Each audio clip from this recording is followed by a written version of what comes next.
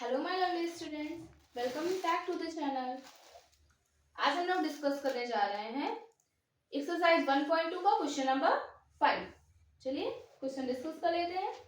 Question कहता है check whether 6 की power 9 can and with the digit 0 for any natural number n। मतलब क्या हमें ये चेक करके बताना है कि पावर 9 किसी भी फॉर्म में, मतलब अगर हम n को किसी नेचुरल नंबर की जगह पर रख देते हैं, किसी नेचुरल नंबर की जगह हम n को रखते हैं, तो क्या कोई भी ऐसा इंड आएगा या कोई भी ऐसा टर्म आ सकता है जिसके लास्ट में 0 आ सके। तो देखिए पहले तो मैं आपको शॉर्ट टर्म इसको थोड़ा सा समझा देती हूँ। देखिए अगर हम 6 की पावर 1 निकालते हैं तो क्या आता है 6। 6 की पावर 2 निकालते हैं 6 6 36।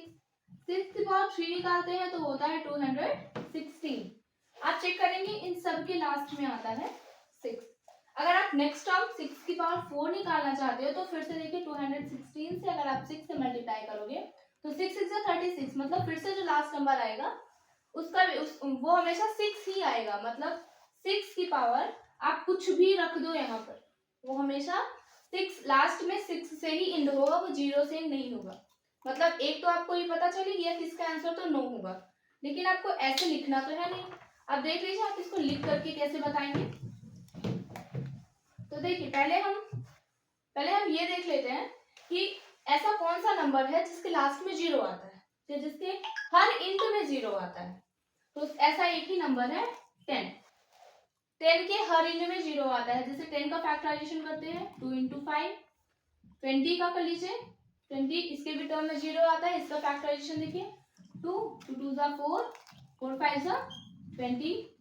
अगेन अब 30 का फैक्टराइजेशन कर लीजिए 2 2 5 जा 10 और 10 3 जा 30। 40 आप चेक कर लीजिए, 40 में भी सेम ऐसा ही आएगा 2 5 जा 10 और 10 4 जा 40। इस 4 को आप 2 इंटू 2 भी लिख सकते हैं। आप इन सब में आप देखिए इन सारे नंबर्स में 0 तो आ रहा है, लेकिन इनके फैक्टराइजेशन में ऐसा कौन सा चीज है जो कॉमन है, वो है 2 इंटू 5 2 इंटू 5 2 इंटू 5 है 2 इंटू 5। मतलब किसी भी टर्म को अगर हमें लास्ट में 0 ले आना है किसी भी नंबर के लास्ट में, तो उसमें उसके फैक्टराइजेशन में हमें कम से कम 2 इंटू 5 तो चाहिए ही चाहिए। और यहाँ पर देखिए तो यहाँ पर 6 की पावर n है। 6 की पावर n मतलब आप n को किसी ऐसे नंबर में आपको रखना है, n की जगह पर ऐसा नेचुरल नंबर रखना है कि लास्ट में 0 आ जाए। तो हम थोड़ा सा 6 का फैक्टराइजेशन अगर करके देखते हैं तो क्या हो सकता है, ये 2 इंटू 3 2 3 जा 6, सिंपल सा है। इसकी पावर n देखिए यहाँ 2 तो है लेकिन 3 नहीं है।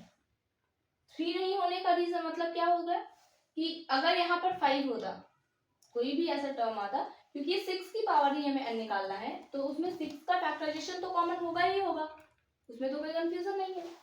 अब अगर हमें ये निकालना है कि यहाँ लास्ट टर्म में 0 आए तो इसका मतलब यहाँ 2 तो है, हमें यहाँ 5 होना चाहिए था, एक टर्म कोई 5 आनी चाहिए थी, लेकिन 6 के किसी भी टर्म में आपको 5 नहीं मिलेगा। Because 5 is not common in any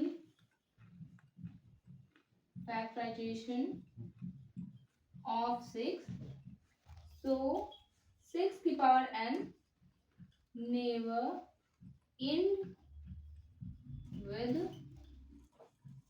digit 0। Natural number के अकॉर्डिंग अगर आप 6 की पावर में रखते हैं तो सीधी सी बात, आप 6 की पावर 1 2 3 4 ये करके चेक कर सकते हैं। 1 2 3 4 अगर आप चेक करते हैं तो क्या निकल रहा है कि आपको लास्ट में 6 तो मिलना ही मिलना है। 6 की किसी भी टर्म में आपको लास्ट में 6 तो मिलेगा ही मिलेगा, और आपको इंड करना है 0 से, तो ऐसा पॉसिबल ही नहीं है, क्योंकि ऐसा कोई भी टर्म जिसके लास्ट में 0 आ सके उसके फैक्टराइजेशन में 2 और 5 ये दोनों चीजें एक साथ कॉमन होनी चाहिए। और 6 के टर्म में 2 और 3 कॉमन है, 2 और 5 कॉमन नहीं है, जिस वजह से इसका कोई भी फैक्टराइजेशन या कोई भी नंबर आप देख लेंगे 6 का पावर वो कभी भी 0 से नहीं होगा। होप आपको समझ में आया हो। Thank you.